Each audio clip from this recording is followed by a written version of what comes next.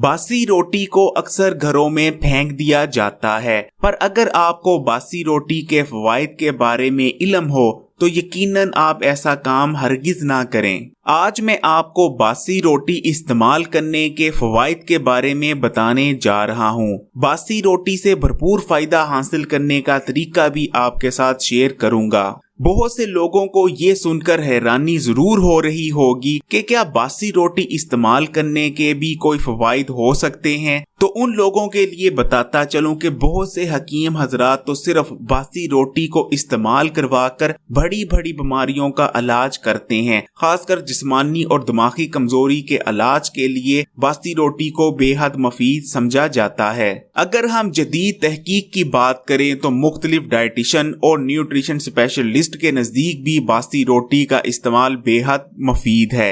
हमारे प्यारे नबी करीम सल्लल्लाहु अलैहि वसल्लम भी बासी रोटी का इस्तेमाल कर लिया करते थे। नबी करीम सल्लल्लाहु अलैहि वसल्लम ने बासी रोटी को सिरके के साथ इस्तेमाल किया और अल्लाह का शुक्र अदा किया था। इसलिए अगर आप बासी रोटी को सवाब की नियत से भी इस्तेमाल करते हैं तो आपको न सिर्फ सवाब हासिल होगा बल्कि आपकी सेहत में अल्लाह की जानिब से बरकत होगी।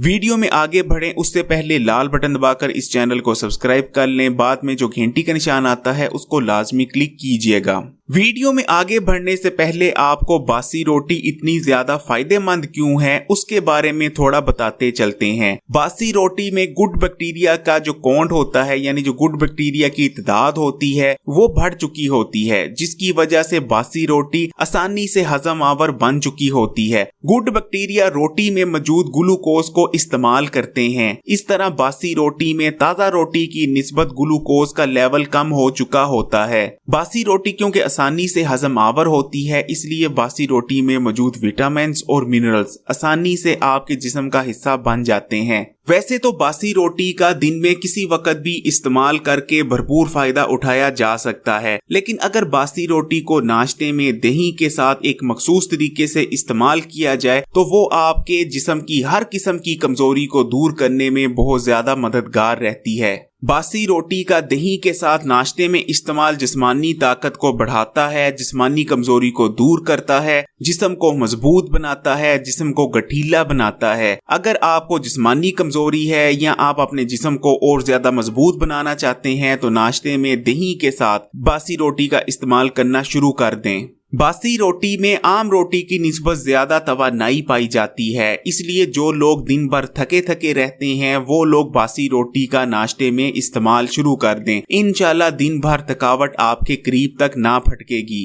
हमारी हिकमत में कहा जाता है जो शख्स लंबे अरसे तक जवान रहना चाहता है और चाहता है बढ़ापा उसके करीब तक ना फटके, वो शख्स नाश्ते में बासी रोटी का इस्तेमाल सिरके के साथ शुरू कर दे। इंशाल्लाह लंबे अरसे तक जवान रहेगा। अगर आपके चेहरे पर झुर्रियां आने लगी हैं, आपकी स्किन ढलकने लगी है, तब भी बासी रोटी का इस्तेमाल सिरके के साथ नाश्ते में शुरू कर दें। इंशाल्लाह ढलकी हुई स्किन दोबारा से टाइट होने शुरू हो जाएगी। स्किन पर जो झुर्रियां आ गई थी वो आहिस्ता आहिस्ता गायब होना शुरू हो जाएंगी। अगर आप दिन भर सुस्ती और नींद का शिकार रहते हैं, हर वक्त आप पर सुस्ती तारी रहती है, किसी काम में दिल नहीं लगता, तो आपने क्या करना है, दोपहर को बासी रोटी लेनी है और एक पाव दही में एक खाने का चम्मच शक्कर मिक्स करके उस बासी रोटी को उस दही के साथ इस्तेमाल करना है। इंशाल्लाह 1-2 दिन के इस्तेमाल से ही आपको फर्क महसूस होगा। पूरा दिन एक्टिव रहेंगे, सुस्ती आपके पास तक ना फटकेगी।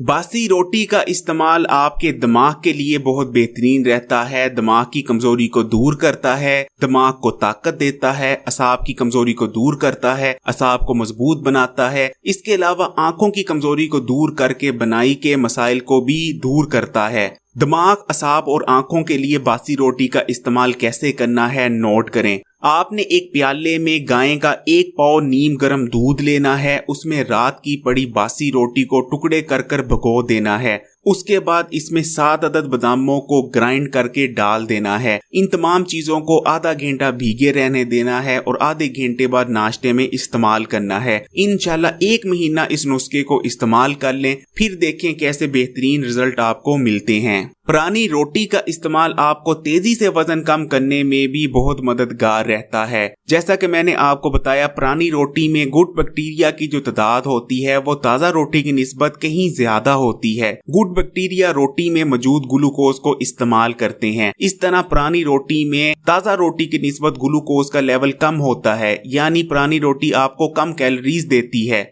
इस तरह पुरानी रोटी वजन को कम करने में बहुत ज्यादा मददगार रहती है। जिन लोगों के जिगर में गर्मी बैठ गई है उन लोगों के लिए पुरानी रोटी का इस्तेमाल बहुत बेहतरीन रहता है। पुरानी रोटी में ताज़ा रोटी की निस्बत गंदम की गर्मी कम हो चुकी होती है। पुरानी रोटी ज्यादा ठंडी होती है, इसलिए अगर आपके जिगर में गर्मी बैठ गई है तो आप पुरानी रोटी का इस्तेमाल करें। अगर आप बॉडी बिल्डर हैं और मसल्स को डेवलप करना चाहते हैं तो पुरानी रोटी को देसी घी के साथ इस्तेमाल करें। इंशाल्लाह बेहतरीन मसल्स डेवलप होंगी। जिन लोगों की हड्डियां कमजोर हैं, उठते बैठते वक्त हड्डियां आवाज करती हैं, जोड़ों में दर्द होता है, वो भी पुरानी रोटी को देसी घी के साथ इस्तेमाल करना शुरू कर दें। इंशाल्लाह हड्डियां मजबूत होंगी, हड्डियों की कमजोरी दूर होगी और बेहतरीन तौर पर जोड़ों की दर्द का खात्मा हो जाएगा। पुरानी रोटी का इस्तेमाल शुगर के मरीजों के लिए बहुत बेहतरीन रहता है। जैसा कि मैंने आपको बताया, पुरानी रोटी में ताज़ा रोटी की निस्बत ग्लूकोज का लेवल कम होता है, इसलिए अगर शुगर के मरीज पुरानी रोटी का इस्तेमाल करते हैं तो पुरानी रोटी का इस्तेमाल उनके खून में एकदम से ग्लूकोज के लेवल को स्पाइक नहीं करती।